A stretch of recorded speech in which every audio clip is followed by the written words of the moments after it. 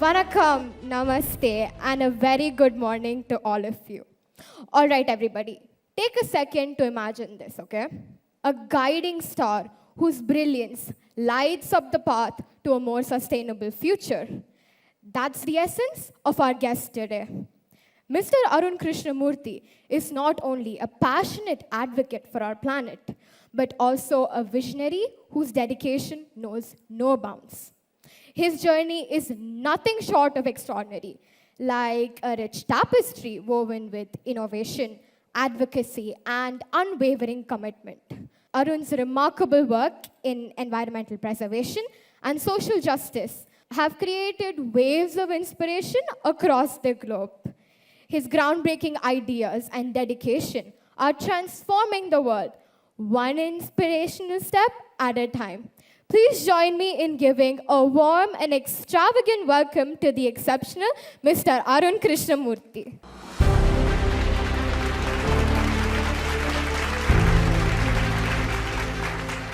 So our theme here is resilient today, sustainable tomorrow. And I think even before we came up with this theme, that seems to be the story of your life. Because for all of us, when we look around, and I think I'm at fault for doing this, wherein I see what's happening around me, I complain about it. Maybe I sit with my friends and I talk about it. You seem to be a little bit different than most of us. You saw what was happening around you in terms of water bodies, your local environment being polluted, and India has a phenomenal environment story to tell.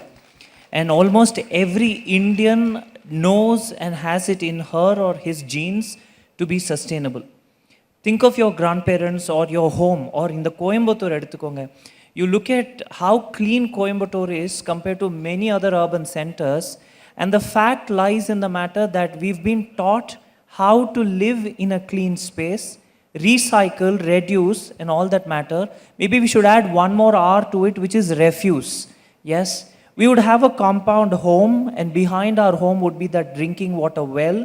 Adjacent to that well, we'll be growing banana. Right in front of the compound, we'll be growing henna, we'll be growing hibiscus, we'll be growing curry patta, and we technically would have karuvepilla, as we talking about all this in and around the house. The coconut would come from the house, the banana would come from the house, and there was only 3 times a year in the 90s where we would buy new clothes, not like the push of a button on a mobile phone, right?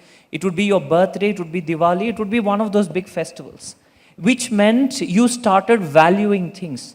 I grew up in suburban Chennai, where my house was strategically located between a lake and a pond, which were hardly 200, 300 meters away from the housing unit that we were living in. During the monsoons, what a bliss, what a bliss. Water would just hit the ground below, the petrichor, the crabs, the snake, the fish, and the water would run through our muddy streets into the pond from that lake. And you'll see the fish hop upstream to go back into that lake. And as a child, I've drank water from the road. it was drinkable. It was 100% drinkable. This sounds idyllic, straight out of a novel somewhere. 25 years ago, yes. When you look at all of them, they're studying in such a good school adjacent to a river. None of them have that opportunity today.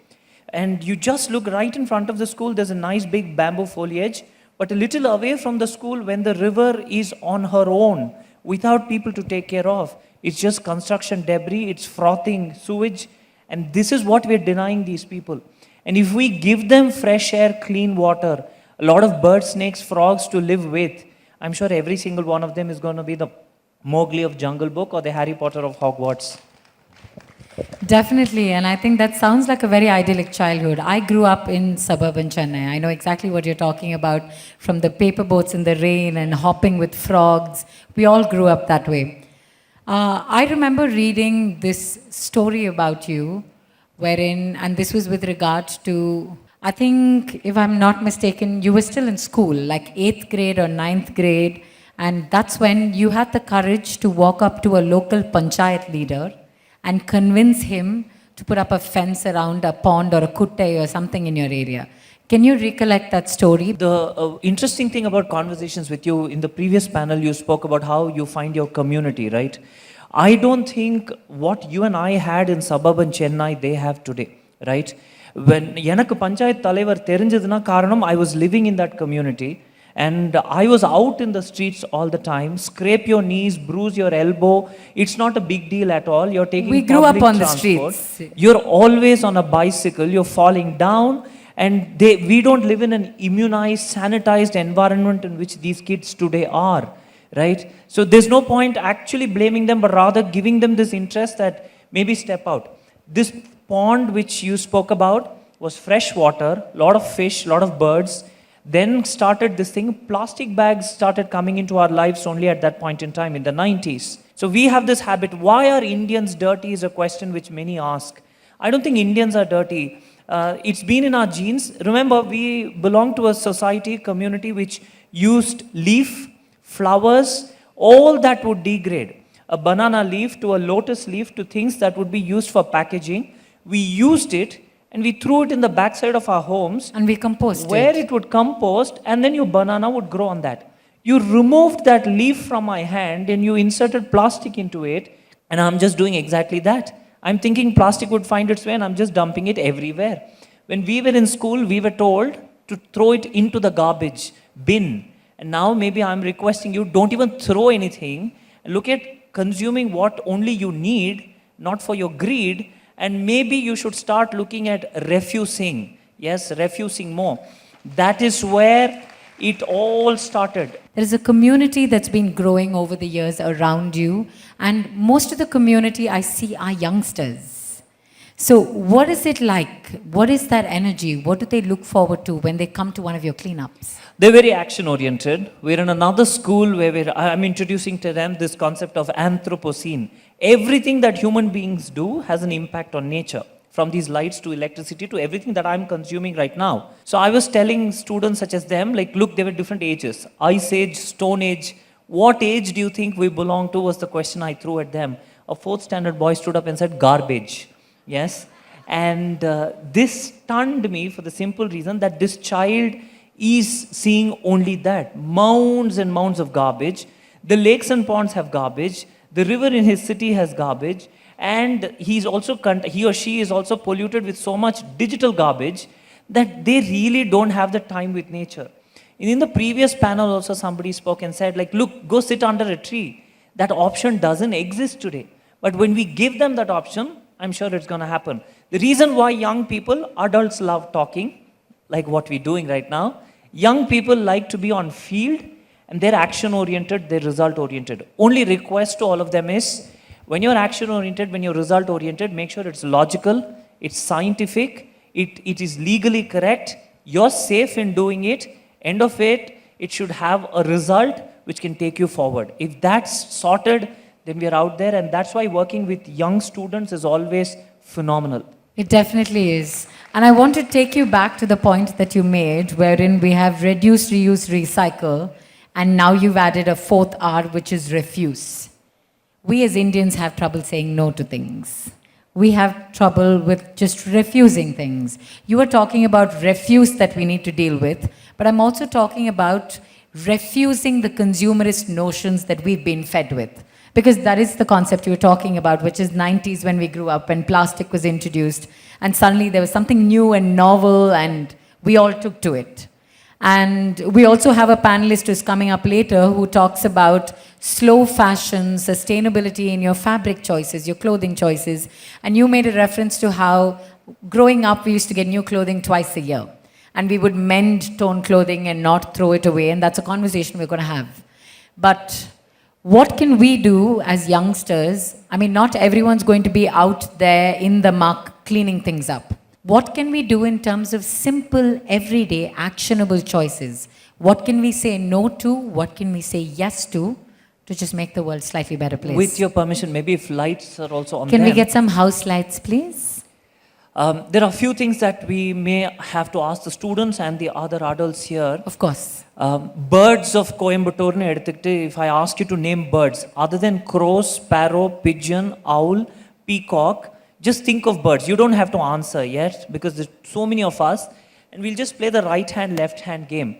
If you have 20 bird names in your head, just raise your right hand. Yes? And can we get some more house lights, please, so we can actually see the hands up? If you have 20 bird names, from a drongo to a heron to an egret to all these different birds, that to a kingfisher, to a pelican, Narasampati, Selvampati, Krishnampati, Ukkadam, in the lake, in the birds, we can see.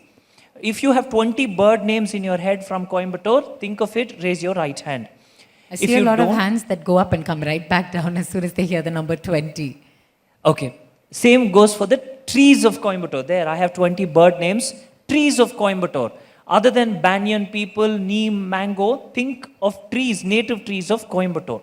Yes? Think of all of these trees. And if you have a few names, more than 10 names, just raise your right hand. Yes? We've got a few right there. There, brilliant. Think about Tadagam Valley. The Tadagam Valley in Coimbatore is a pristine ecology, an elephant corridor which has been dug up to the other part of the planet. We've gone down deep there. Now that we've actually ruined the elephant corridor there, think of Tadagam Valley. Coimbatore has a brilliant canal called it's called the Serupadi Odai. And why it's called Serupadi Odai, I just found the story 2 months ago. Yes, it's actually called the Sanganur Odai. It starts from the Tadagam Valley, runs into the city.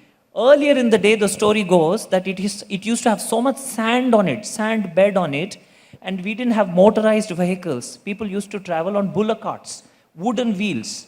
And people wearing heavy jewelry with a lot of money and everything are traveling on these bullock carts after dark. There are two brothers who are standing on either side of the embankment. The minute your bullock cart enters this sandy bed, the wheel gets stuck. The brothers jump into action. With their footwear, they start attacking people, and then they steal everything from them who's on the bullock cart. So people were so worried to go on that canal that it became to be known the Serupadi Odai. Anga ponale serupala adipanga ella thirudiruvanga. Today that Serupadi Odai is actually metaphorically a Serupadi Odai simply because it doesn't have the sand, it doesn't have the water, it has only sewage and it flows right close by. Right? Know your local environment first. The lakes, the ponds, the crabs, the fish, the snake, the frog, the trees, all of this in your local ecology. And don't be a stranger. We share this planet, we share Coimbatore with those trees, lakes, ponds, crabs and turtles. That is step 1. Step 2, what are you consuming? And how much are you consuming? And step 3, look deep down within. Start to explore, not for the reel's sake, not for the Instagram post sake. That is your choice. I'm not judging you, but it's a request. Start exploring. When you explore is when you're going to experience. And when you experience is when you're going to evolve. There's a lot of noise. There's a lot of clutter out there. Everybody is going to tell you what to do. My request is don't even listen to any of them, including me. Yes? Look at that elephant, look at that tiger. We found a tiger with a blade in her stomach just outside of Ooty. What was the tiger's fault? We're looking at elephants actually feeding on plastic in Kunnur. What is that elephant's fault? Actually start asking these questions. Maybe she, me, and you here don't have to worry about the next meal.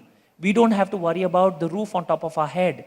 We don't have to worry about whether we'll have enough money to buy clothes 10 years down the line. We are set in life to a certain extent. Let's not ask for more.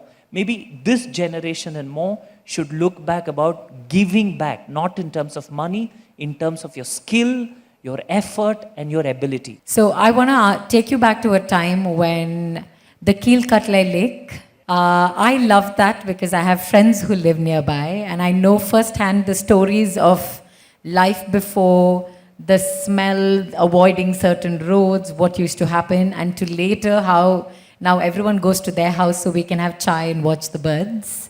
So can you take us back to that time? Because that was a massive project. It still is a challenge simply because everybody wants lake view apartments on the lakes without the lake to be viewed anymore. And it also goes on, it's a very Chennai joke which we crack.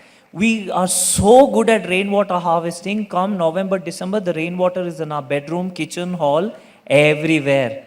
And it's happening in Coimbatore too. Selva Chintamani Kudam in Coimbatore. Keelkatalai in Chennai, Madambakam Lake in Chennai, the Petai Lake in Tirunelveli, Makarba in Ahmedabad, and many such water bodies which I feel so blessed to have been on, to continue to work on these lakes. We've had people who come dump garbage and then call us and tell us, you know what, people have dumped garbage, why don't you guys come and clean it up? right?